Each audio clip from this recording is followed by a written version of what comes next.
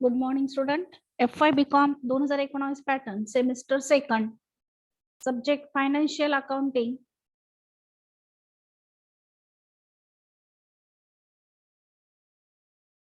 Subject financial accounting, topic accounting for लीजेस. यामधील royalty अकाउंटचा आपण problem number 6 आणि त्याचं सोल्युशन पाहतोय.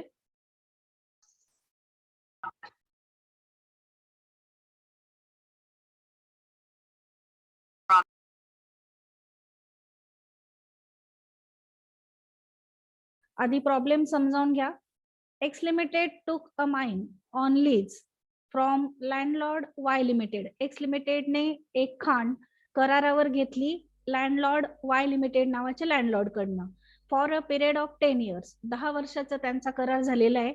आणि हा जो करार आहे तो सुरुवात कधीपासून होते तर 1 जानेवारी 2011 पासून. ऑन फॉलोइंग टर्म्स, खालील प्रमाणे टर्म्स ठरल्या.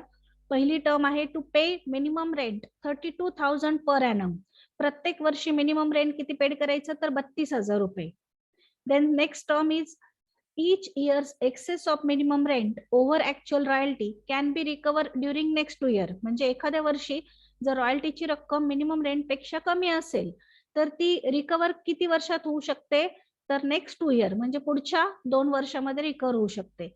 जर रिकवर नाही झाली तर ती काय करायची 2 वर्षानंतर रिटर्न ऑफ करायची. त्यानंतर तिसरी टर्म आहे in any year due to accident or strike the actual royalty is less than minimum rent. म्हणजे एखाद्या वर्षी जर ऍक्सिडेंट झाला किंवा संप असला आणि रॉयल्टीची रक्कम ही मिनिमम रेंट पेक्षा कमी असेल तर मिनिमम रेंट काय करायचं रिड्यूस करायचं 25%. It is to be reduce by 25% for that year. 25% minimum rent reduce करायचं. रॉयल्टी किती कॅल्क्युलेट करायला सांगितली तर royalty is to be calculated at 0.75 per ton. म्हणजे जेवढं आउटपुट आहे त्याला प्रत्येक आउटपुटला 0.75 ने गुणायचं आणि कॅल्क्युलेशन करून रॉयल्टी काढायची. 4 वर्षाचा आउटपुट दिलेला आहे. 2011 ला 24,000 रुपये, सॉरी 24,000 टन्स, 2012 ला 32,000 टन्स, 2013 ला 56,000 टन आणि 2014 ला 40,000 टन. पण कंसामध्ये सांगितले की 2014 ला स्ट्राईक आहे 3 महिन्यांसाठीचा. म्हणजे 2014 ला आपल्याला काय करावं लागेल तर मिनिमम रेंट रिड्यूस करावं लागेल. किती टक्क्याने 25% मिनिमम रेंट रिड्यूस करावा लागेल 2014 ला. कारण की त्या वर्षी काय आहे स्ट्राईक आहे आणि स्ट्राईक साठी ऍडजस्टमेंट काय आहे तर 25% मिनिमम रेंट रिड्यूस करा सांगितलंय. Pass journal entries in the books of X limited for 4 years. 4 वर्षासाठी जर्नल एंट्रीज सांगितलेले आहे. मग आधी वर्किंग टेबल घ्या. या पद्धतीने वर्किंग टेबल आखावरती नाव द्या. In the books of X limited working table. Working table साठी कॉलम करा. वर्किंग टेबल साठी कॉलम आखा. Year output in bracket tons, royalty rupees, minimum rent rupees. Short working मध्ये कॉलम करा सफर, रिकवर, रिटर्न ऑफ आणि last column amount payable. Year output आपल्याला problem मध्ये दिलेला आहे त्याप्रमाणे आपण लिहून घेणार. 2011 पासून तर 2014 पर्यंत 4 वर्ष लिहा. आउटपुट प्रत्येकी 24,000, 32,000, 56,000 आणि 40,000 टन्स. इयरच्या कॉलम मध्ये 2011, 2012, 2013 आणि 2014. आउटपुटच्या कॉलम मध्ये 24,000 टन, त्यानंतर 32,000 टन, 56,000 टन आणि 40,000 टन. रॉयल्टी आपल्याला कॅल्क्युलेट करायची. रॉयल्टी सांगितलेली आहे 0.75 पर टन. मग 24,000ला 0.75 ने गुणा, कॅल्क्युलेशन करून रॉयल्टी येते पहिल्या वर्षी 18,000 रुपये. त्यानंतर 32,000ला 0.75 ने गुणल्यावर दुसऱ्या वर्षी म्हणजे 2012 ला रॉयल्टी येते 24,000 रुपये. त्यानंतर 2013 ला 56,000 रुपये आउटपुट आहे. 56,000 आउटपुट आहे टर्न्स मध्ये. तर त्याला गुणून रॉयल्टी येते आपली 42,000. आणि लास्ट इयर 2014 ला 40,000 टन आउटपुट आहे. त्याला 0.75 ने गुणल्यानंतर रॉयल्टी येते 30,000 रुपये. याप्रमाणे आपण रॉयल्टी कॅल्क्युलेट केली. 0.75 ने गुणून प्रत्येक आउटपुटला 0.75 ने गुणून रॉयल्टी कॅल्क्युलेट केली. आता मिनिमम रेंट. मिनिमम रेंट प्रत्येक वर्षी प्रॉब्लेम मध्ये सांगितलेले 32,000. फक्त ज्या वर्षी स्ट्राईक आहे त्या वर्षी आपल्याला ते 25% ने रिड्यूस करायचंय. मग प्रत्येक वर्षी आपण 32,000 मिनिमम रेंट लिहून घेतलं. फक्त ज्या वर्षी स्ट्राईक आहे त्या वर्षी काय केलं, मिनिमम रेंट रिड्यूस केलं. कितीने? 25%. मग प्रत्येक वर्षी 32,000 लिहिलं. फक्त 2014 ला आपण किती घेतलं? 24,000 रुपये. 32,000 रुपये मिनिमम रेंट आहे. 32,000तून 25% कमी केले आणि कमी करून मिनिमम रेंट आलेला आहे 24,000 रुपये. आता कंपॅरिझन करायची आपल्याला रॉयल्टी आणि मिनिमम रेंट या दोन कॉलम मध्ये. मग पहिल्या वर्षी पहा, रॉयल्टी आहे 18,000 रुपये, मिनिमम रेंट आहे 32,000. म्हणजे रॉयल्टीची रक्कम मिनिमम रेंट पेक्षा 14,000 कमी आहे. म्हणून 14,000 रुपये सफरच्या कॉलमला लिहा. रिकव्हरला डॅश, रिटर्न ऑफला डॅश, अमाऊंट पेएबलला मिनिमम रेंट इतके जातील म्हणजे 32,000 रुपये. त्यानंतर दुसऱ्या वर्षी रॉयल्टी आहे 24,000 रुपये, मिनिमम रेंट आहे 32,000. पुन्हा रॉयल्टीची रक्कम मिनिमम रेंट पेक्षा कमी आहे 8,000. म्हणून सफरच्या कॉलमला येतील 8,000. रिकव्हरला डॅश, रिटर्न ऑफला डॅश, अमाऊंट पेएबलला मिनिमम रेंट इतके म्हणजे 32,000. त्यानंतर 2013 ची पोझिशन काय आहे, तर रॉयल्टीची रक्कम जास्त आहे मिनिमम रेंट पेक्षा. रॉयल्टी आहे 42,000, मिनिमम रेंट आहे 32,000. मग रॉयल्टीची रक्कम मिनिमम रेंट पेक्षा कितीने जास्त आहे, तर 10,000 जास्त आहे. म्हणून रिकव्हरच्या कॉलमला आपण घेतले 10,000. आता पहिल्या वर्षी जे सफर होते 14,000 रुपये, त्याची जी मुदत आहे नेक्स्ट 2 इयरची ती इथे संपते. 1 आणि 2 वर्ष पूर्ण झालेत. मग 14,000तले रिकव्हर किती झाले, फक्त 10,000 झाले. मग 4,000 रुपये काय करायचे, रिटर्न ऑफ करायचे. म्हणून रिटर्न ऑफच्या कॉलमला लिहा 4,000. पुन्हा एकदा समजावून घ्या. रॉयल्टीची रक्कम 2013 ला आहे 42,000, मिनिमम रेंट आहे 32,000. मग रॉयल्टीची रक्कम मिनिमम रेंट पेक्षा 10,000 जास्त आहे. मग 10,000 रुपये रिकव्हरच्या कॉलमला लिहिले. पहिल्या वर्षी जे 14,000 सफर होते तर त्यातले 10,000 रिकव्हर झाले आणि त्याची मुदत 2 वर्षाची संपली. म्हणून राहिलेले 4,000 काय केले, रिटर्न ऑफ केले. अमाऊंट पेएबलला 42,000तून रिकव्हरचे 10,000 वजा करून जी रक्कम उरेल म्हणजे ती आहे 32,000, ती आपण पेड करणार. अमाऊंट पेएबलला 32,000. आता लास्ट इयरला रॉयल्टीची रक्कम आहे 30,000 आणि मिनिमम रेंट आहे 24,000. रॉयल्टीची रक्कम मिनिमम रेंट पेक्षा 6,000 जास्त आहे. म्हणून रिकव्हरच्या कॉलमला घेतले 6,000. आता दुसऱ्या वर्षी जे सफर होते 8,000 रुपये, त्याची 2 वर्षाची मुदत इथे संपते. मग 8,000तले 6,000 रिकव्हर केले, 2,000 रुपये रिटर्न ऑफच्या कॉलमला.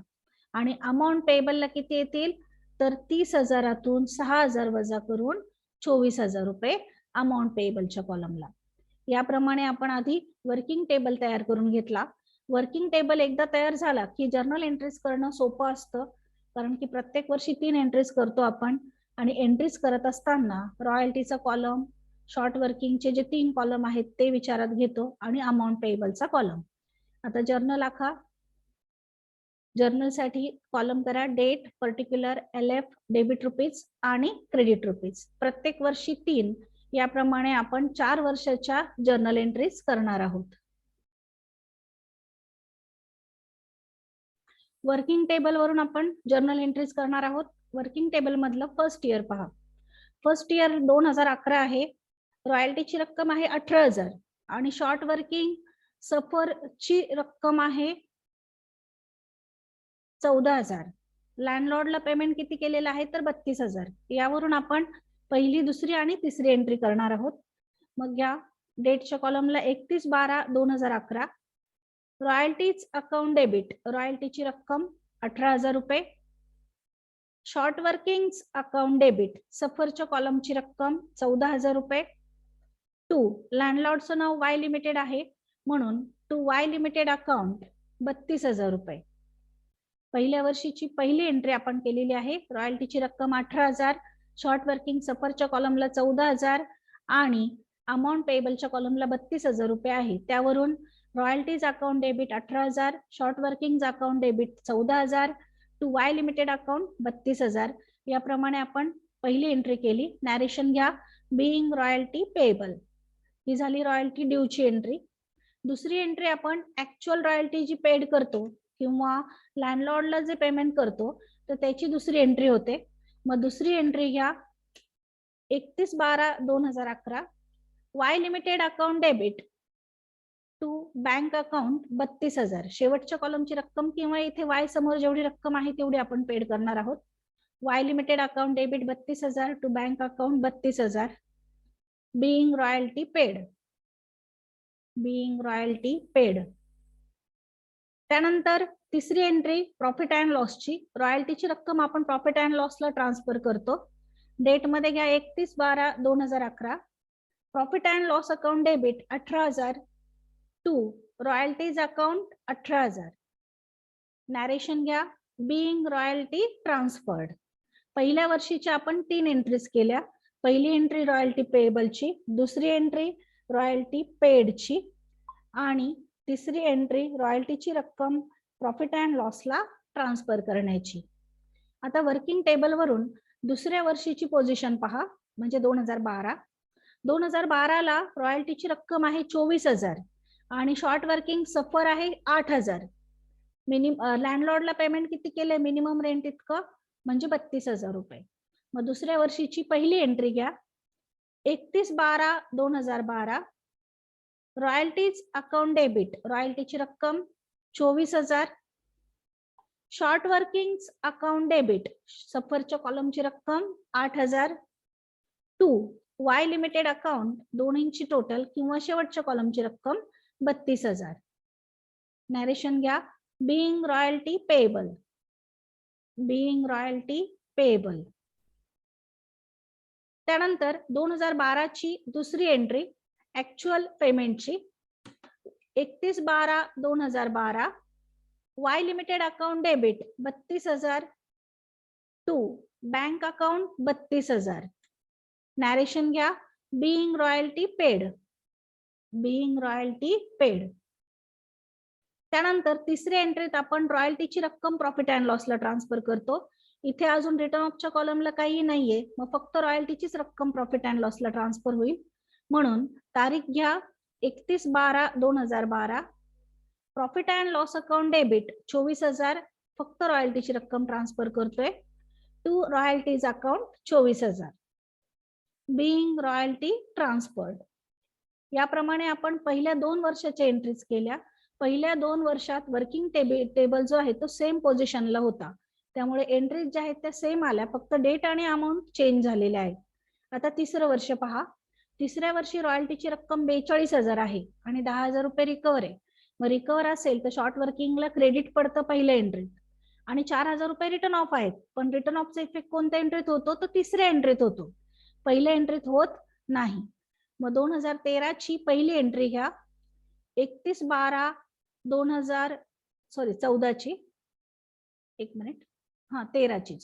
31/12/2013ची पहिली एंट्री घ्या. Royalties account debit 42,000 to short working account, रिकव्हरची रक्कम 10,000 टू वाय लिमिटेड अकाउंट, शेवटच्या कॉलमची रक्कम वर्किंग टेबल मधल्या 32,000. रॉयल्टी 42,000, रिकव्हर 10,000 आहे, म्हणून शॉर्ट वर्किंगला 10,000चं क्रेडिट पडलं आणि अमाऊंट पेएबलला 32,000 आहेत, म्हणून लँडलॉर्ड समोर 32,000 रुपये. पहिली एंट्री केली आपण 2013ची. Royalties account debit 42,000 to short working account 10,000, रिकव्हरची रक्कम to Y limited account 32,000. Narration. Being royalty payable. त्यानंतर दुसरी एंट्री लँडलॉर्डला पेमेंट करण्याची. 31/12/2013 Y limited account debit 32,000 to bank account 32,000. Narration घ्या. Being royalty paid, being royalty paid. आता तिसरी entry महत्वाची आहे. इथे आपण रिटर्न ऑफच्या कॉलमला 4,000 घेतलेले आहेत. मग प्रॉफिट अँड लॉसला ट्रान्सफर करताना रॉयल्टीचे 42,000 प्लस रिटर्न ऑफचे 4,000 असे 46,000 रुपये ट्रान्सफर करायचे. मग शेवटची एंट्री घ्या 13ची, 31/12/2013.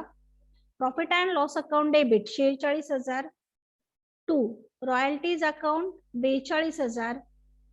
2 शॉर्ट वर्किंग अकाउंट रिटर्न ऑफच्या कॉलमची रक्कम 4,000. being royalty and short working transfer. being royalty and short working transfer. या झाल्या 2013च्या 3 एंट्री. आता 2014ला पण आपण 3 एंट्रीज करणार आहोत. 2014ला 3 एंट्रीज करायच्या आहेत. त्यासाठी वर्किंग टेबल पहा.